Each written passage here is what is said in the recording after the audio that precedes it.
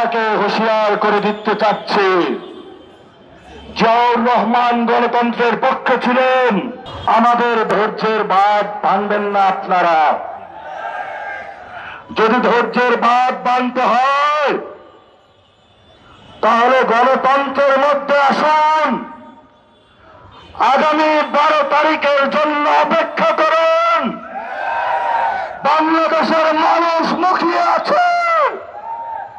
বাংলাদেশের মানুষ আগামী 12 তারিখে গণতন্ত্রের মধ্য দিয়ে যারা গত 1 বছরে বাংলাদেশে টেন্ডারবাজি চালিয়েছিল, দুর্নীতি চালিয়েছিল, সন্ত্রাসী কার্যক্রম চালিয়েছিল, তাদের বিপক্ষে 11 দলীয় জোটকে ঐক্যবদ্ধ বাংলাদেশকে বিপুল ভোটে জয় করে ইনশাআল্লাহ সরকার গঠনের ধার প্রান্তে নিয়ে যাবে।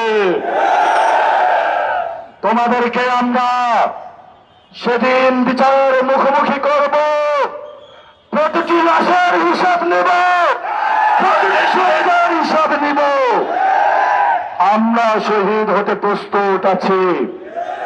আমরা এক আল্লাহ ছাড়া কাউকে ভয় পাই না।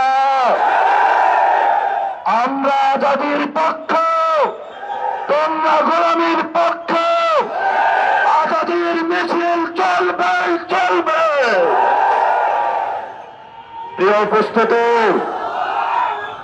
আমরা সবাই আজকে হাত তুলে শপথ করি, যারা গতকালকে আমাদের ভাইকে শহীদ করেছে, আমরা আমাদের ভাইয়ের শপথ করে বলছি, আমরা আগামী 12 তারিখে ব্যালটের মাধ্যমে প্রতিশোধ নেব ইনশাআল্লাহ। প্রিয় বাংলাদেশ, যারা সন্ত্রাস করে, যারা দুর্নীতি করে, যারা টেন্ডার করে, আপনারা তাদেরকে বয়কট করুন, গণভোটে হাকে জয়যুক্ত করুন। এই সন্ত্রাসের godfather, master mind Tarique Rahman. আপনাকে হুঁশিয়ার করে দিতে চাচ্ছি, জিয়াউর রহমান গণতন্ত্রের পক্ষে ছিলেন। খালেদা জিয়া বাসার সামনে বালুর ট্রাক ছিল, 1 সেকেন্ডের জন্য দাঁড়াইতে পারেন নাই। জনগণ আপনাদেরকে মুক্ত করে দিয়েছে, অকৃতজ্ঞ হবেন না। যেই মানুষ মুক্ত করে দিয়েছে সেই মানুষের উপরে আপনি বুকে গুলি চালাচ্ছেন। আমরা দেখে ছাড়বো আপনাদেরকে। সাহস থাকলে আসুন, ব্যালটের মাধ্যমে আমরা আপনাদেরকে কত পাঠা হয়েছে বুকে দেখে নিব। 12 তারিখ বাংলাদেশের জয় হবে। সন্ত্রাসকে না বলুন, টেন্ডারবাজকে না বলুন, দুর্নীতিকে না বলুন, দখলদারিত্বকে না বলুন।